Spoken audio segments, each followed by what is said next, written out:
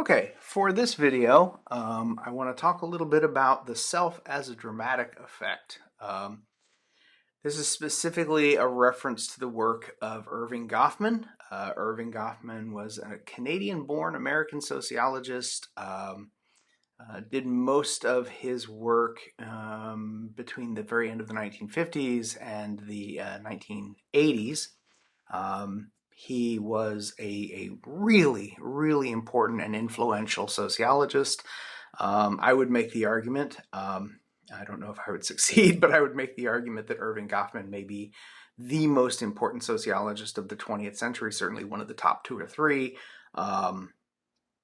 in that he fundamentally changes the approach that sociology takes to understanding interaction level sociology. So micro sociology is profoundly reordered and reorganized as a result of the work of Erving Goffman.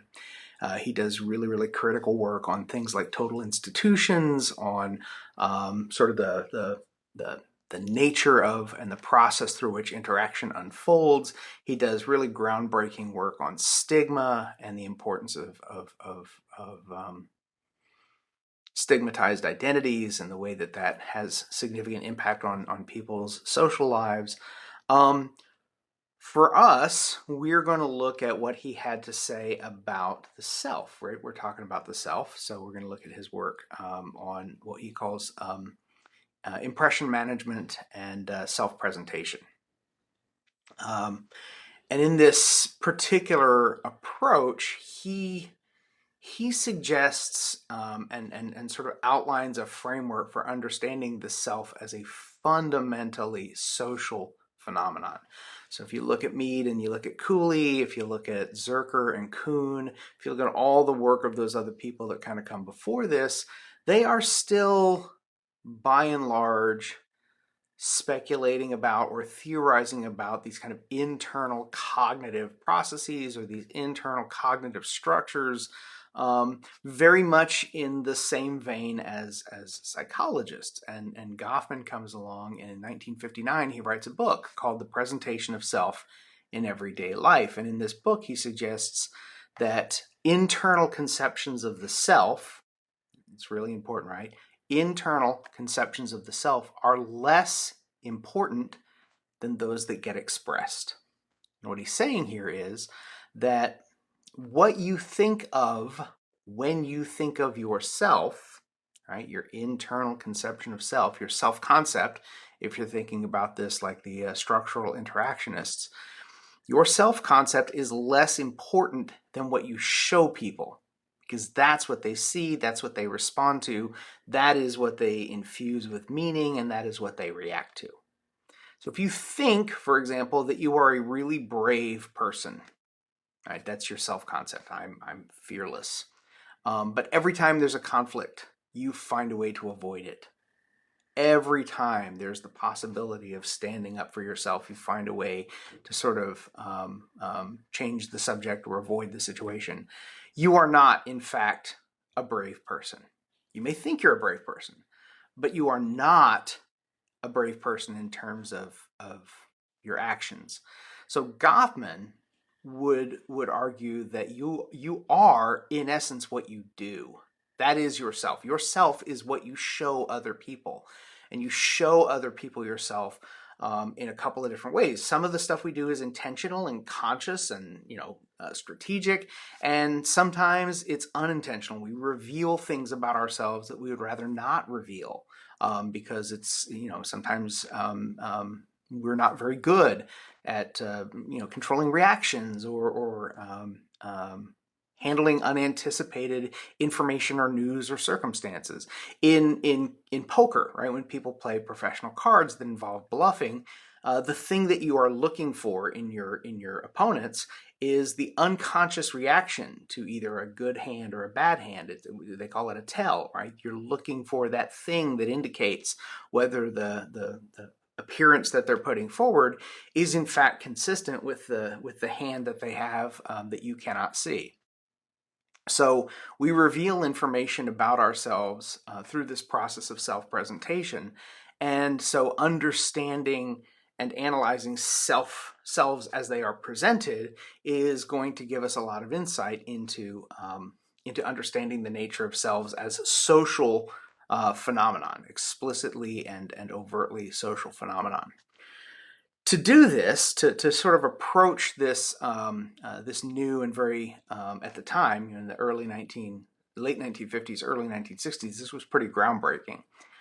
Remember, everybody else was sort of hung up on kind of unraveling what's going on inside a person's head, and Goffman comes along and says, "Yeah, that's psychology. We don't do that. We're sociologists. Let's look at actions and let's understand how people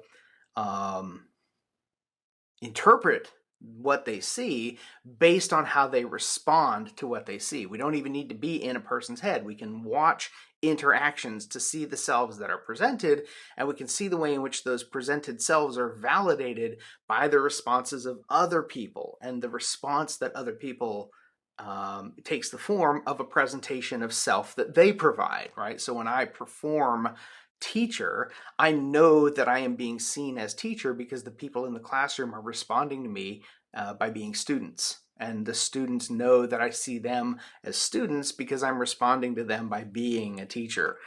So who we are is basically what we do. Now he uses a language that everybody kind of already understands, which is the language of theater. We call this dramaturgical analysis. And it's an approach to understanding interaction as theater. Now, he doesn't say that life is theater. I think this is really, really important because I think sometimes people's understanding of Goffman kind of goes off the rails pretty early, and it's already pretty complex. So I want to make sure you guys are clear with this. He is not saying that life is theater. That's called metaphor. He's using what's called simile. He's saying life is like theater. That we are essentially performing roles in the way that actors would perform roles in a play. We project images. In other words, we play parts. The people with whom we are presenting these parts form our audience. These social others are kind of our audience for our performances. But we are also the audience for their performances, right? So it's really, really important to remember that he isn't saying that this is identical to theater, but that it works in much the same way. So if you go see a play, let's say you go see Hamlet, right, and you're watching the play unfold on the stage. I don't know how familiar you guys are with Shakespeare, but Hamlet is the guy who's doing and saying the Hamlet lines, right? To be or not to be, that's the question. That's how you know who Hamlet is. He's playing a part that is understood as that character. It's distinct from the guy who plays Polonius. Neither a lender nor a borrower be, to thine own self be true. Let's say you go back to see the play the next night. You really liked it, right? So that's cool. I'm going to go see that again. You go back and you see the play the second night, but this time the guy who's playing Polonius is now playing Hamlet, and the actor who was playing Hamlet is now playing Polonius. You're not going to jump up in the middle of the theater and go, "Whoa, hold on, time out. No, that's bullshit. That guy is not Polonius. He's Hamlet. I was here last night. What are you guys trying to pull here?" Nobody will, everyone's going to ask you to get the hell out of the theater because you're clearly a crazy person. We wouldn't do that, right? Because we understand that the person who's playing the role is not important. What's important is the role, right? That's the thing that we're focusing on. So Goffman is saying that's the way to look at social interaction, that it's structured, that we use socially recognized behaviors, both actions and the things that we say, to sort of indicate to others the selves that we are sort of laying claim to. But we have to get the audience to accept it. We have to get them to buy our performance, because that's when we are going to be allowed to be those things. So to go back to the teaching example, if students suddenly got up and left the room en masse, right? Let's say we're doing this in a face-to-face environment. Students got up and they left the room en masse. Could I continue to be the teacher? No, I can't be a teacher unless I have students. So I can present a self. I can put a self out there to be seen and to be understood and to sort of be recognized as possessing. But unless my audience validates it with reciprocal role behaviors of their own, then I'm not really going to get to be that thing. And students can't be students without a teacher to sort of validate their claim to a social identity either. So in this instance, the self that I have, that of teacher, doesn't exist inside me, right? Or if it does, it doesn't matter, right? Because if it's only inside me, but nobody ever sees it, then how is it even a social phenomenon? So I have to put it out there for my audience to see and respond to. So some people might think, okay, so myself as teacher is something that exists inside the minds of my students, but I don't know that it's there in their minds, even if it is, and I'm perfectly willing to stipulate that it is. I don't know that that's how they see me until they respond with a role performance of their own that kind of fits with the role performance that I'm engaging in. So self-presentations are sort of put out there into a social space. And I think this is the thing that people really struggle with sometimes when they're trying to understand Goffman. But this, I think, is the crux of the point he's trying to make, is that selves are not phenomena of individuals. Right? Selves are things that we create collaboratively in interactions with other people. Our selves come into existence when we interact with other people. Now, it doesn't have to be a real-time interaction. I'm recording this, and then later on, you're going to watch it, and you're going to respond to it by taking notes or scratching your head and saying, what the hell is this guy talking about? And thinking about questions to ask me later in the discussion boards.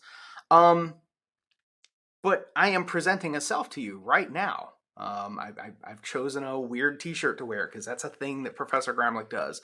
I'm recording it, in the same place that I record all of these things, sitting in my little workspace here. So this is a crafted presentation, and later on you're going to respond to it. It's still something that myself doesn't exist right now as I'm recording it. Myself doesn't exist in you watching it. Myself is going to exist in your reactions to watching it, and yourself is going to exist in my reactions to my assessments of your familiarity with the material on tests or in written assignments or on quizzes.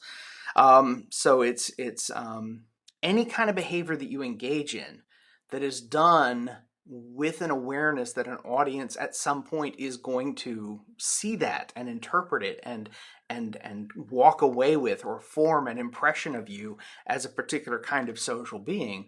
That's self-presentation. You can argue, and it's a very interesting question, whether we have selves at all when we are completely alone. I'll stipulate that I do, but the very act of trying to prove it negates the idea that it's something that exists, right? If I have a self when I am completely alone, it doesn't matter because it doesn't have any social impact. It doesn't have any social consequence. If it shows up later, if I rehearse, for example, the things that I'm going to put into a recording, that rehearsal is just a rehearsal. It doesn't have any social weight. It may have a contribution to make to the thing that I do that actually has weight, which is the recording that I will do later. But any behavior that I engage in when I'm completely alone is definitionally not social behavior, and thus not really of interest at all to a sociologist, right? We're interested in the social. And so Goffman's value, I think, as a symbolic interactionist or as a dramaturgist, he's really more of a dramaturgist than a symbolic interactionist, but his value as a scholar of the self is to fundamentally get sociology to reevaluate and reconsider our starting point for what we're looking at. For Mead and for Cooley and for Kuhn and Zerker and these other guys, it was all about the stuff that was happening inside a person's head. And Goffman's saying, no, that's all psychology, right? If we're sociologists, we got to be sociologists. We got to look at the social phenomenon of the self.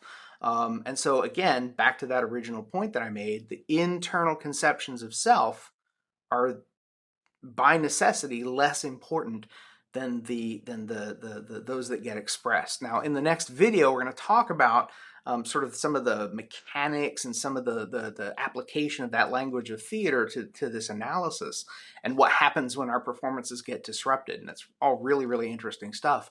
But this one is really, really tricky, right? That selves are kind of products of interaction, but they're negotiated products of interaction because the audience plays a part in allowing a person to establish, a performer to establish a self, and vice versa. We are both performers and audience in our social interactions with others, and so we have some degree of control as an audience over the kind of selves that performers are trying to be, and when we as an audience become performers, then the others in the social interaction who are now the audience have some control over the selves that we get to be. Now, I anticipate that there are probably going to be some questions about this one. So by all means, reach out, shoot me an email, ask a question in the discussion threads, or the next time you see me. And if there aren't any questions, then I've done a really, really good job and I'm a great teacher. All right, so take care, and I will see everyone next time.